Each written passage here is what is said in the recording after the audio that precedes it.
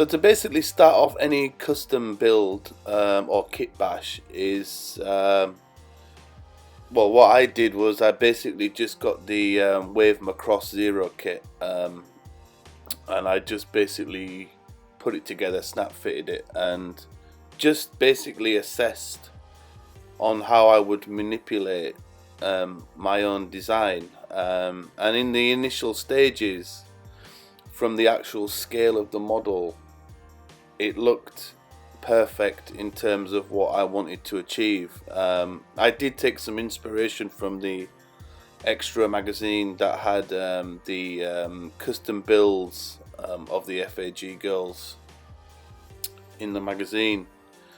But in any staging of you actually doing a kit bash, it's just to basically look at your kit and how you are gonna plan, cut, add extra parts like using pla plate and any other customization that you want to manipulate in your design.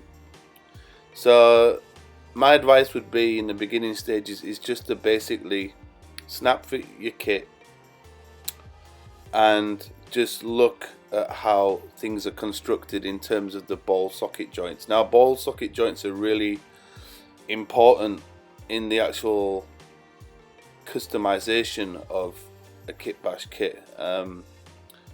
So like I said, what I basically did was I just got the wave kit, put it together. I didn't glue the parts. I just basically used a 2mm or 3mm drill to bore out the female connectors, and I just left it at that. So the next stage I did was I constructed the FAG kit materia together, and then I actually attached the Hasegawa Egg plane. So I basically just started off with the top section of the custom kit bash build, and I got this idea from the actual impulse, which is made by Kotobukiya Frame arm girls, and I decided that I wanted to make something really unique. So I put the egg plane on the back in the initial staging in the beginning. At this point in the kit, I decided to actually not use the egg plane on the back because it was just too bulky. So I just got the idea from using the actual canopy of the egg plane to put on the actual design and use it as a helmet. Now this took some figuring out in terms of how I was going to attach the egg plane to the back of the Macross backpack, of her backpack. And it took me days and days to figure out how I was going to do it, and I did have to like cut a bit out of the plane in the internal section. So what I did is I used a brass connecting rod that ran just at the back of her head, which worked as like a pivot, so I could actually open up the egg plane and have her in two different kind of modes, or if I wanted in the future to actually just have her without the actual egg plane on top. I used some, I think it was either 2mm, I think it was 2mm brass rodding that you can buy from most model shops or hardware shop, and I just basically used a very simple way of just putting that back on. Like I said, it can be adjusted to the fact that it can go up and down. If I want to take it off, and I can actually pose her without the egg plane. So this gave me actual multiple options. So as you can see, I've put the brass rod in the back. I also filled in some areas with some putty that I didn't really want to have there. In the initial stages, the pinning and the actual positioning of the egg plane was really important. I didn't know how much angle I wanted to have. And later on in the build, it was becoming cumbersome, to say the least. Like I said, it's always good to like take things off to just make sure that you've got things in proportion. And as you can see here, I've actually got the egg plane on top, and as you can see, the angle's not so good. So again, I've had to like readjust the positioning for it to actually drop down. And then you can see I did a little bit of putty work there. I've had to use some epoxy putty just to fill in some gaps. Yeah, and I just trimmed it down with the rodding. Now with a lot of FAG kit bashing, if you can see those connections on the side of her thighs, those are really important. Now a lot of builders that I've seen use those connectors to put male connectors in, so you can actually put side armaments. If you want to use a Gundam kit, it's very easy to actually attach those sections on. The actual grey pinning, I cut off sections of runners. It's a very cheap and effective way. And on the actual ends of those parts, I actually used a ball and socket, and I just attached that to the end. And as you can see in this picture, I've actually attached the front torso section of the kit, and I've also plugged in some pegs from runners again to attach the upper thigh section into the knee sections of the legs.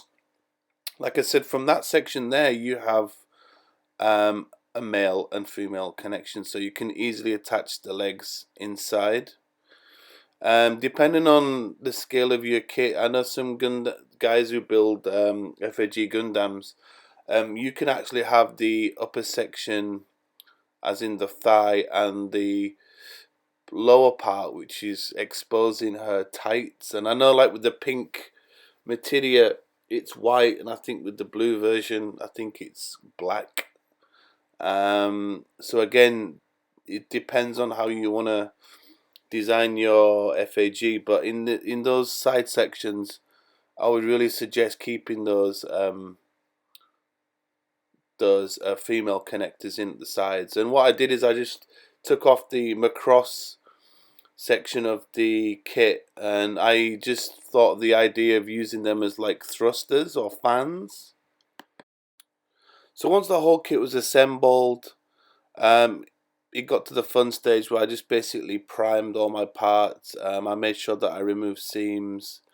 I did use a combination of Tamiya fine cement, Tamiya epoxy putty, dissolving liquid putty as well, just to get smooth surfaces. Just make sure that when you are doing any kind of like figurines or kits like that, or even resin, just make sure that your surfaces are smooth. It's probably best using a higher end grit paper, for example 2000 grit, or if you want to go to the extremes of using 4 to 6000 grit. And I just basically used the grey mr.hobby surfacer. I think it was 1200 or 1500. I did have to thin it down, but what I found out was that when I actually got down to painting her face, I shouldn't have used grey. So starting with the actual hair and head, I used a kind of like a dark purple for my pre-shading, and slowly built up with a fluorescent pink by Mr. Hobby. And I just applied thin coats like multiple times. I think I must have had about maybe 10 to 15 coats just to get the modulation correct. In this section with her face, there are many videos on the YouTube that talk about how to actually pre-shade, tone, actual flesh colours. I'm not like an expert, that's my first time at doing it. But I found out that basically I made a mistake by actually using grey primer, which you shouldn't really use. You should use a white primer. And there are different processes in getting flesh tones, but you can buy a 4-colour flesh tone set by Mr. Hobby. And then you can use was it red clear and orange clear mixed as well to get in to your pre-shading and stuff like that.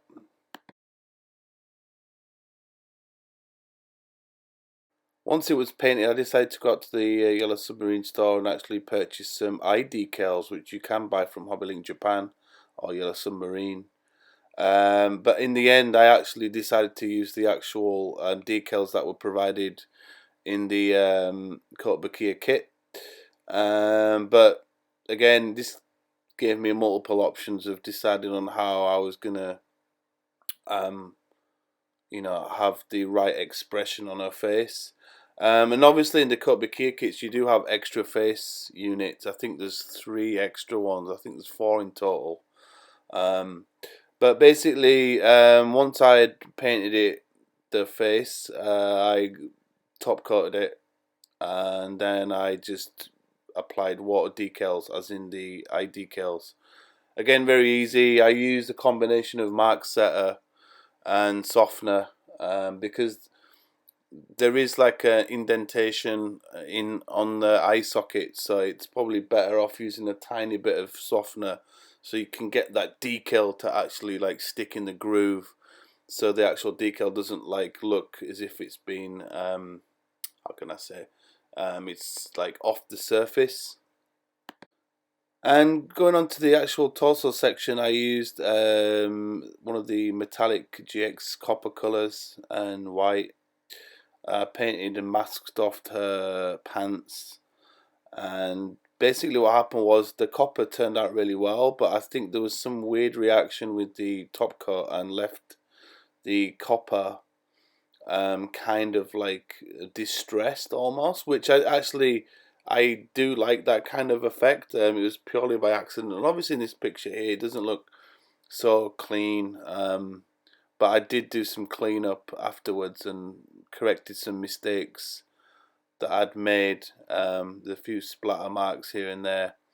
I did use some red clear as well, just to get out those tonal values of a bottom. Obviously here is a little bit rough. I did fix those parts. I actually did my own custom design on her thongs. I painted some cherries on there just to give it a bit of a gimmick, you know. It's better than the old generic kind of pants that you get with the FAG Go.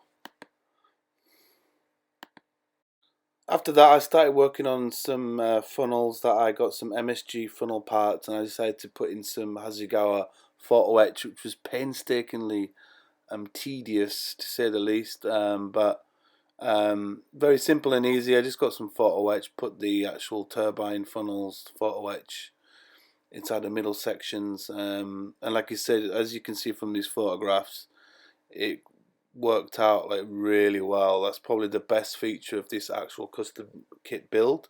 Obviously photo etch is not the cheapest thing to buy, but you can buy these photo etch kits that are designed specifically for Macross from Hobbylink Japan, and obviously I used some super metallic platinum for the funnels.